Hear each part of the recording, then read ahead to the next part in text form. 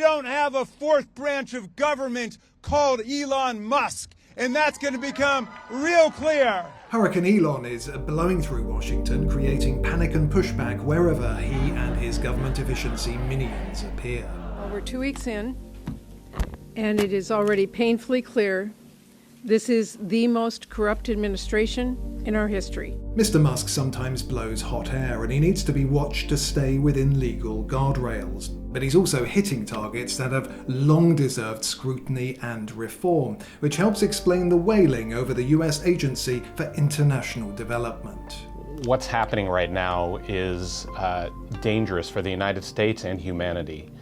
These are people shutting down an agency and having no clue the work that is being done.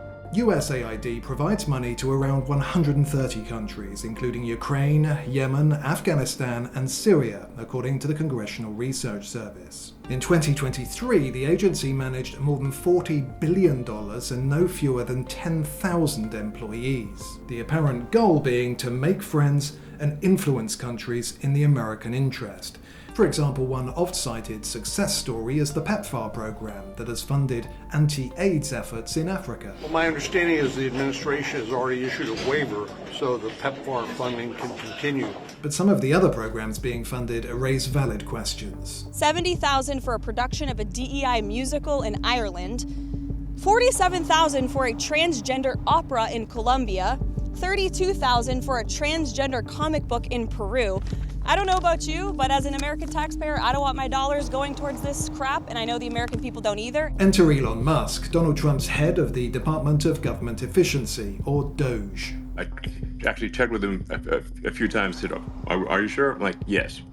So we're shutting it down. Mr. Musk's method, taken from the private sector, is to move fast, and if things get broken, fix them later. A statement on the USAID website reads that as of February 7, and with few exceptions, direct hire personnel will be placed on administrative leave globally. Regarding those outside the country, the agency would arrange and pay for return travel to the United States within 30 days. USAID, run by radical lunatics, and we're getting them out. Like the White House press secretary illustrated, many of these USAID grants are dumb and wasteful, but some of the spending may even go against US interests. An analysis by the Middle East Forum says $164 million of USAID money has supported radical organizations around the world, and $122 million of that aid was going to groups aligned with foreign terrorist organizations. Think of it, $100 million on condoms to Hamas. Condoms to Hamas. And many other things that are frankly even more ridiculous. So you're now the head of USAID.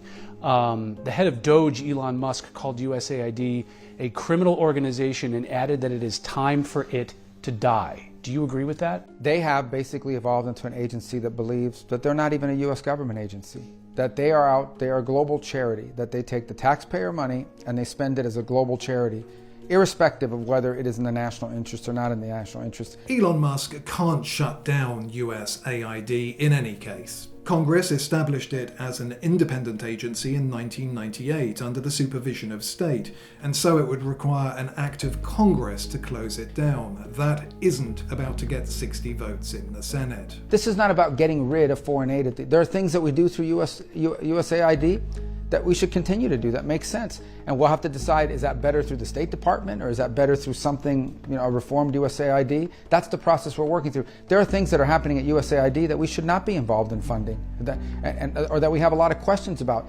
but they're completely uncooperative. So we had no choice but to take dramatic steps to bring this thing under control. The USAID uproar is a mere taste of the pushback that Messrs. Trump and Musk are going to face as they work to shrink and reform the executive branch. It sometimes seems to many Americans that what might be called a triangle of institutions, parts of Congress, the media, and special interest groups, is transforming and placing out of focus our constitutional balance, particularly in the areas of spending and foreign policy. What Ronald Reagan called the iron triangle of interest groups isn't going to give up power or money without a fight. Administrations come and go, but the members of the Iron Triangle endure. That's all the more reason for the Dojers to have a plan that works within the law and builds political support. Elon Musk is trying to look at waste in government that continues to grow and grow and grow. Guys, if we don't come up with a structural approach for reducing the cost of government, we're all going to be confronted with a debt-driven fiscal crisis that nobody wants to see.